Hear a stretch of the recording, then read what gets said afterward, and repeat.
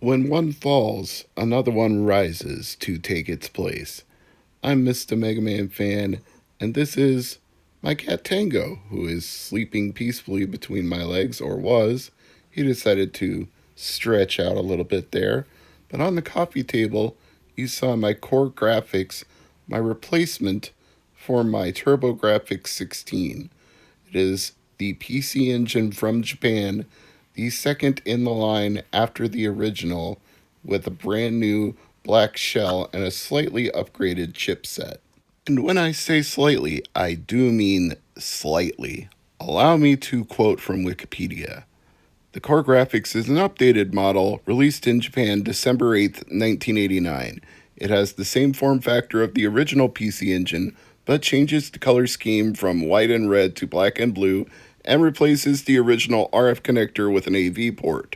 It also uses a revised CPU, the Hue C6280A, which supposedly fixed some minor audio issues. A recolored version known as Core Grafx 2 was released on June 21st, 1991.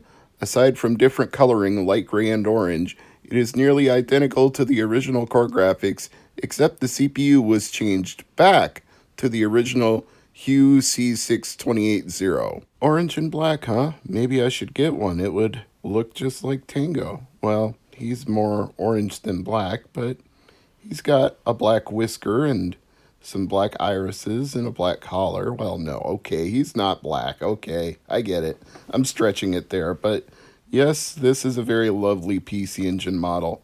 It is remarkably well adapted to the blue Super HD System 3 or Super SD System 3 Pro, whichever you prefer to call it. It matches so well in this variant of Core Grafx. Blue and blue pair perfectly together. And it slides on there. It fits like a glove, basically. On the TurboGrafx, I was shoving it on there with tremendous force to get it into place, and it was probably bending the pins to the point that may have been my issues with the TurboGrafx and not the actual system itself. We're going to follow up on that in a future video, but either way, this was a necessary upgrade, switching from TurboGrafx to Core Grafx, because now the Super HD System 3 fits on there like it's supposed to, and it also works like it's supposed to. Allow me to demonstrate.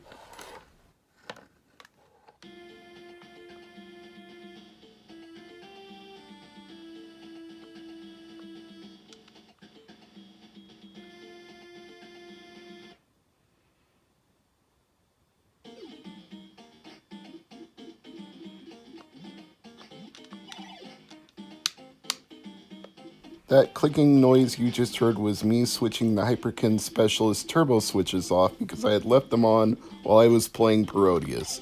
Now, I'm playing it with them off, and everything is working perfectly.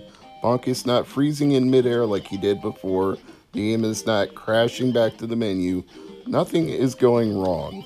I would like to add that this Core Grafx, which I purchased from a Japanese seller on eBay, came complete with an RF cable, a power supply, and a controller. But I found the controller to be a little bit jank, so I'm using the Hyperkin Specialist instead, which helpfully came with a TurboGrafx to PC Engine adapter already in the box. So all I had to do was plug in the adapter and then plug the Hyperkin into the adapter, and everything was golden.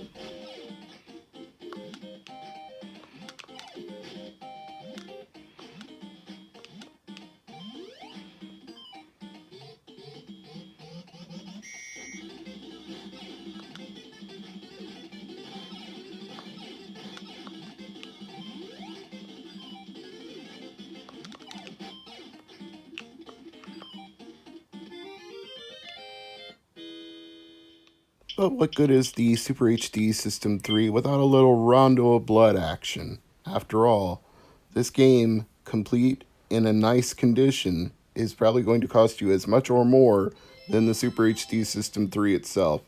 As a matter of fact, a loose TurboGrafx 16 cost me more than this complete core graphics from Japan, including the shipping, so you can tell how the prices have inflated, particularly in the North American market. So, if you're looking for a TurboGrafx 16, you might just want to import yourself a PC Engine or a Core Graphics and then use a special adapter that will allow you to run North American games on a PC Engine.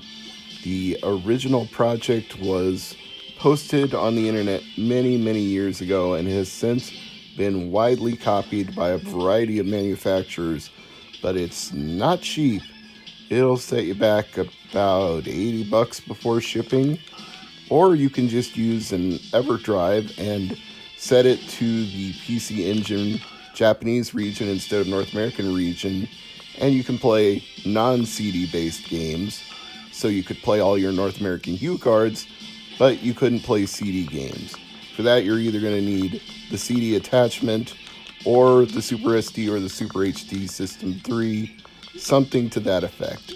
You could also bypass all of this entirely by getting a PC Engine Duo, which can play discs from any region, and you could get yourself a Turbo Duo and do the same thing, but then you would need a Turbo Duo PC Engine card adapter so you could play Japanese PC Engine games on your Turbo Duo.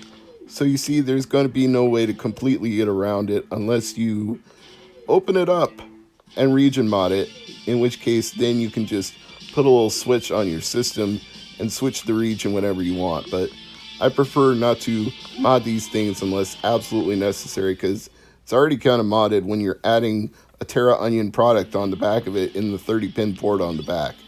Long story short, Rondo of Blood works just fine. Using the quick reset to the Terra Onion Super HD System 3 menu with the in-game triggers also works fine. I suspect that might have been causing issues with my TurboGrafx, the in-game triggers, because they didn't work well on the SD3. But on the HD3, they are working perfectly on the Core Graphics. Whether I leave them on or off, it doesn't matter. It works great either way. But when I leave them on and I hold the select and run buttons at the same time, it dumps me right back to the main menu. Let me show you that. To make a long story short, the Terra Onion Super HD System 3 works just fine now that I have a Core Graphics. Let's close with some more footage of Tango.